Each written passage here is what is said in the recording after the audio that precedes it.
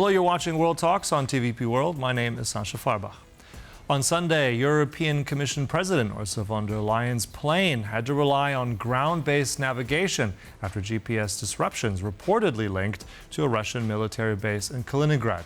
Now, to help us assess the risks and implications, we're joined now in the studio by Krzysztof Jaworski, Deputy Director at the Institute for Security and International Development. Hi, thanks for joining us here. Good to have you. Thank you for having me. So let's look at this incident. Break it down for us a little bit. I mean, how serious was this threat? And more importantly, how vulnerable is Europe as a whole and this region to a lot of this GPS jamming from Russia? It's the great question to start with analyzing this topic. Because at first we need to ask what was the aim of Russian.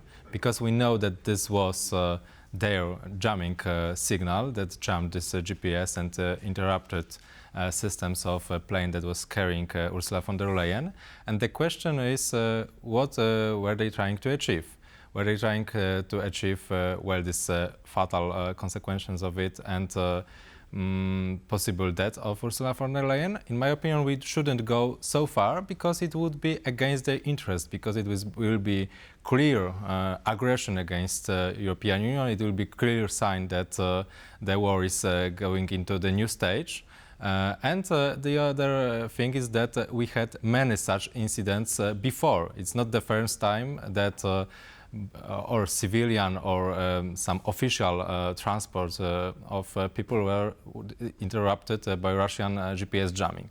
So in my opinion, it was kind of threat. It was kind of the signal that Russia is really serious when it comes to its goals, its aggression on Ukraine, and it sends a signal to European Union, to all decision makers in each of countries of European members of NATO and in US that they are able to do something, that they can make more pain on our side, that can make us pay more cost for supporting Ukraine.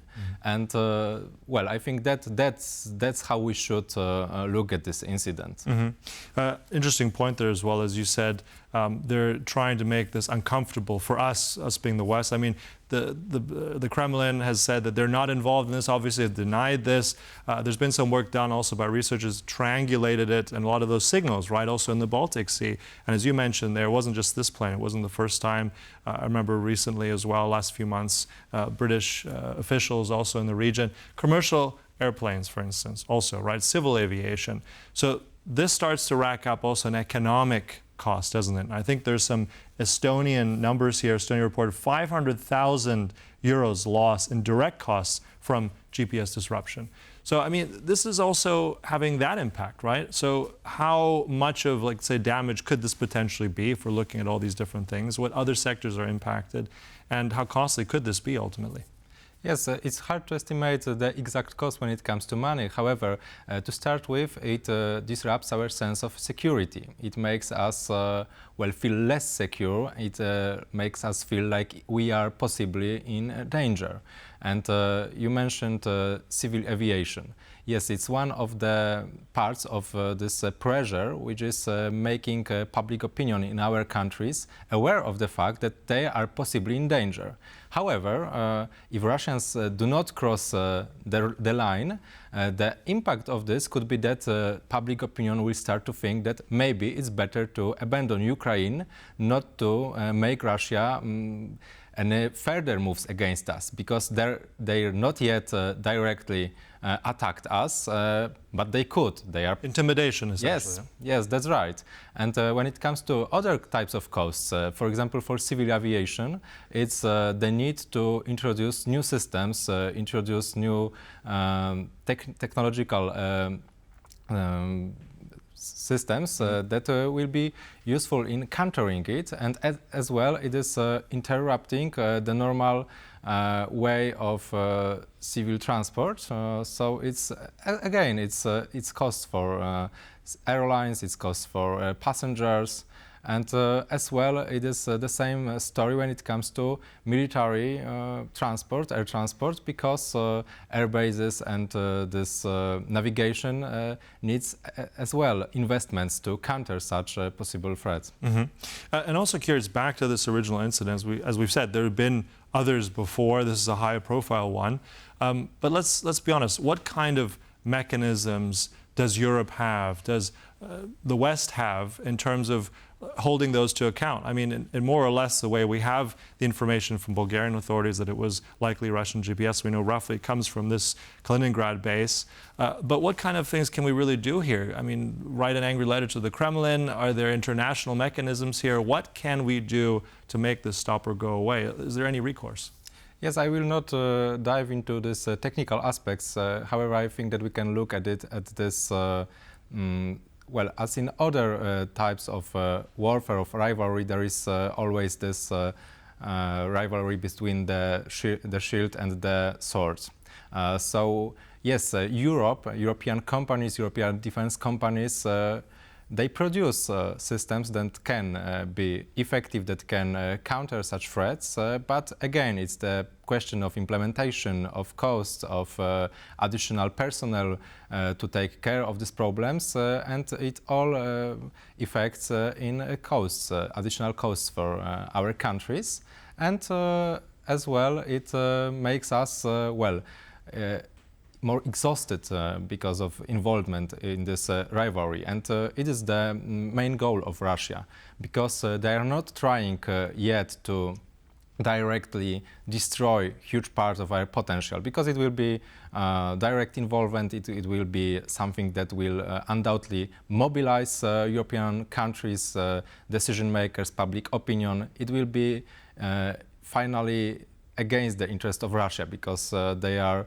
weaker than us. Mm-hmm. However, if they are trying to exhaust us, to break our will, it's this window of opportunity for them. Mm-hmm. It sounds like we're a bit on the back foot here, and I think with all this, the Russians have been developing this kind of jamming technology for a while. I think if we look at back some of the reports, 1980s, they've never stopped developing things. Is perhaps the way that this has caught NATO off guard? Did we not maybe take this seriously enough? Our own capabilities, something to match that, or are we behind in all this? Yes, as I said, I will not dive into technical aspects, because I think that on the one hand, we don't have all information public, because these are classified things.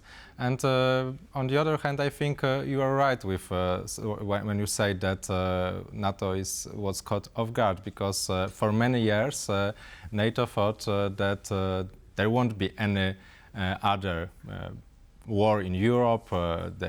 NATO in some period of time didn't prepare for land wars. It was more expeditional forces and some interventions against terrorism. And at the beginning of this century, many NATO officials claimed that this paradox that is useful, that there is now this war against terrorism, because if not this mutual enemy, there will be no more point in NATO existing at all. Mm-hmm. So it helped NATO to keep its coherence. And of course now we see that it was a wrong assumption, and Russia didn't abandon its imperialistic approach, and is the main enemy of NATO. Right.